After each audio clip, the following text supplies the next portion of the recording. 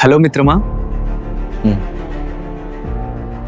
మనకు స్వతంత్ర దేశం ఎలా వచ్చిందో తెలుసు.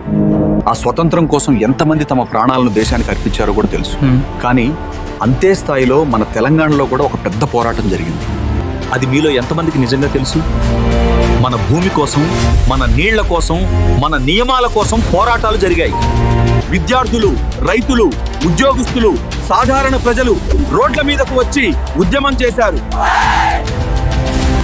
ఆ ఉద్యమాల్లో తమ ప్రాణాలను త్యాగం చేసిన అమరులు కూడా ఉన్నారు. మన తెలంగాణ నేల మీద కూడా జలియన్ వాలా బాగ్ను తలపించే ఘటనలు జరిగాయి. అయితే ఇవన్నీ మనకెందుకు ఎక్కువగా తెలియలేదు?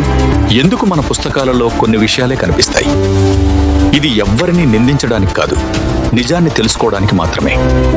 తెలంగాణ ఉద్యమం అంటే కొన్ని సంవత్సరాల కథ కాదు, అది తరతరాలుగా కొనసాగిన నిశ్శబ్ద పోరాటం.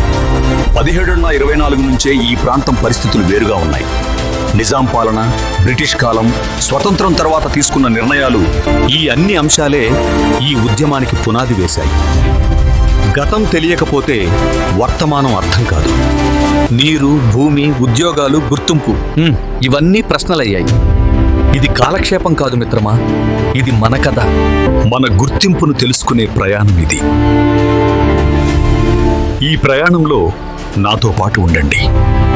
ఈ ప్రయత్నం నచ్చితే షేర్ చేయండి, సబ్స్క్రైబ్ చేయండి, లైక్ చేయండి. జై భారత్, జై హింద్, జై తెలంగాణ.